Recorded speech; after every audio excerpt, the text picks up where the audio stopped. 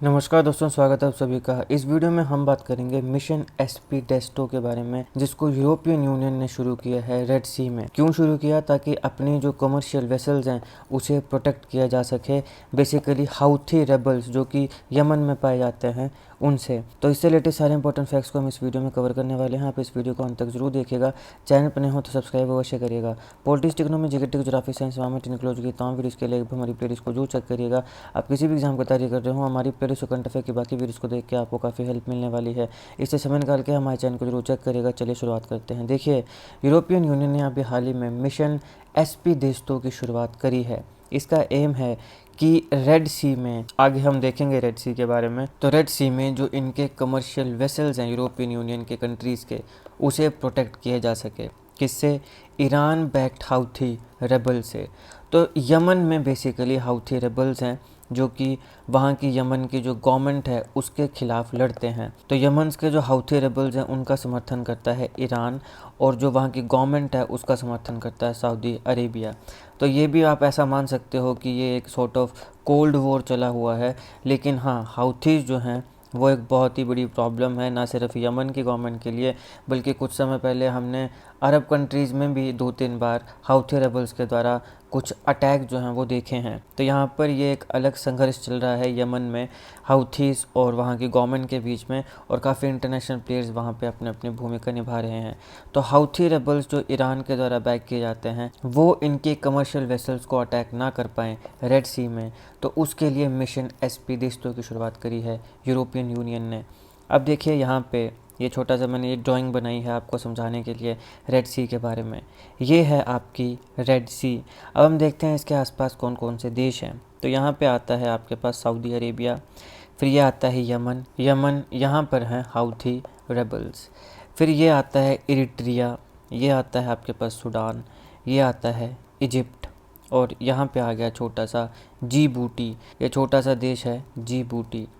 अब इन कंट्रीज़ को जो कि रेड सी को सराउंड करते हैं, इनको याद रखने का एक ट्रिक है, मैंने बनाया है ट्रिक।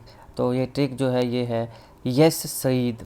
सईद नाम होता है ना, कुछ लोगों का नाम सईद होता है, तो आपने कैसे याद रखना है?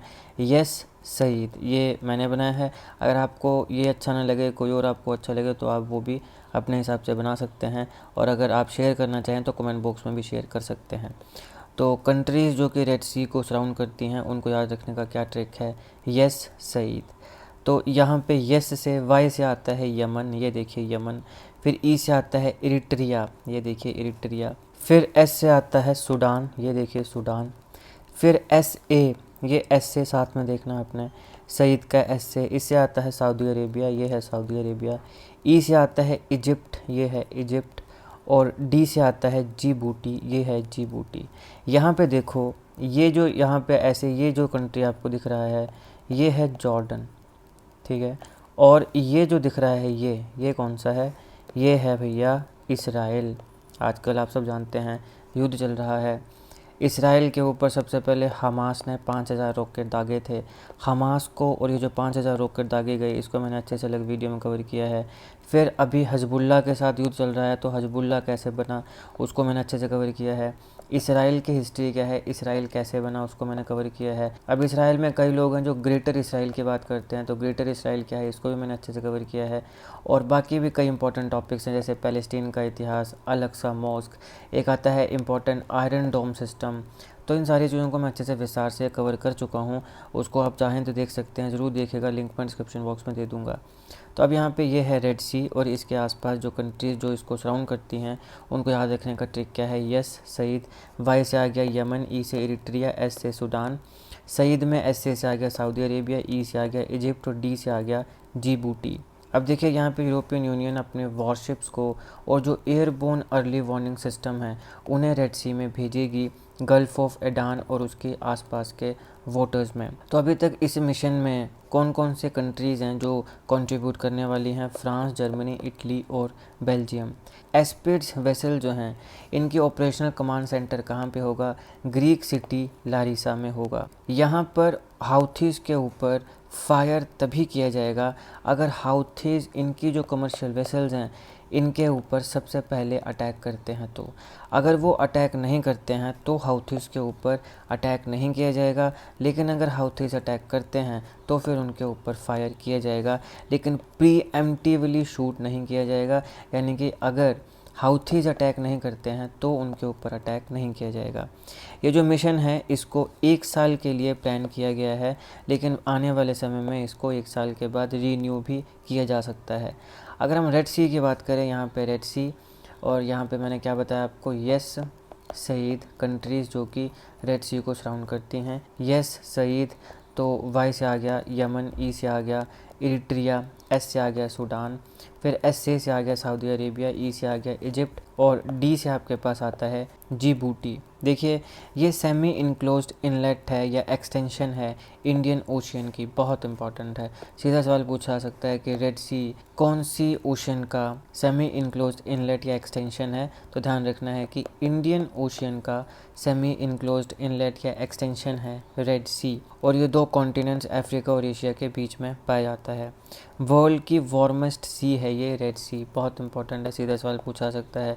बताओ वर्ल्ड की वार्मेस्ट सी कौन सी है, तो कौन सी है, रेड सी वर्ल्ड की वार्मेस्ट सी है। ये अरेबियन सी और इंडियन ओशन से सराउंडेड है साउथ में थ्रू गल्फ ऑफ एडन और जो नैरो स्टेट है बाब इल मांदेब। तो गल्फ ऑफ एडन और बाब इल मांदेब इन दोनों की मदद से ये अरेबियन सी और इंडियन ओशन के साथ जुड़ी है। जो नॉर्दर्न पोर्शन है रेड सी का वो बाइफरकेट करता है सिनाई पेनिनसुला को। सिनाई पेनिनसुला कहाँ पे है, इजिप्ट में। तो रेड सी सिनाई पेनिनसुला को बाइफरकेट करता है गल्फ ऑफ अकाबा और गल्फ ऑफ सुएज़ के बीच में, जो कि मेडिटेरेनियन सियाविया को कनेक्ट करता है। यहाँ पे फेमस सुएज़ कैनाल भी है। ये जो रेड सी है इसका जो सरफेस एरिया है वो 4,38,000 स्क्वायर किलोमीटर है।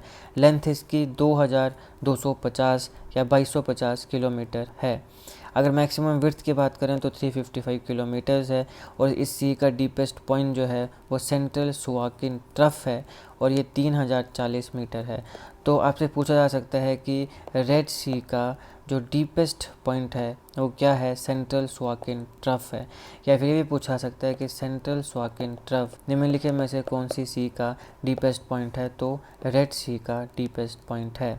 यहाँ पे कुछ आइलैंड्स भी हैं। कुछ इंपॉर्टेंट आइलैंड्स की बात करें तो एक आता है तिरन आइलैंड जो कि गल्फ ऑफ अकाबा के माउथ के बगल में लोकेटेड है, और एक आता है शादवान आइलैंड जो कि गल्फ ऑफ सुएज़ की एंट्रेंस पर लोकेटेड है। तो ये था दोस्तों इस लेक्चर का एनालिसिस। आई होप आपको ये वीडियो अच्छी लगी हो। अगर आपको अच्छी लगे तो लाइक करिएगा, शेयर करिएगा। जो भी वीडियोज़ मैंने बताई हैं उन सारों के लिंक्स आपको डिस्क्रिप्शन में मिल जाएंगे, तो एक बार जरूर चेक करिएगा। Politics, economy, GK, geography, science, environment, inclusive की तमाम वीडियोज़ के लिए एक बार हमारी प्लेलिस्ट को जरूर चेक करिएगा। आप किसी भी एग्जाम की तैयारी कर रहे हो, हमारी प्लेलिस्ट को कंटिन्यू की बाकी वीडियोज़ को देख के आपको काफ़ी हेल्प मिलने वाली है। इससे समय निकाल के हमारे चैनल को जरूर चेक करिएगा।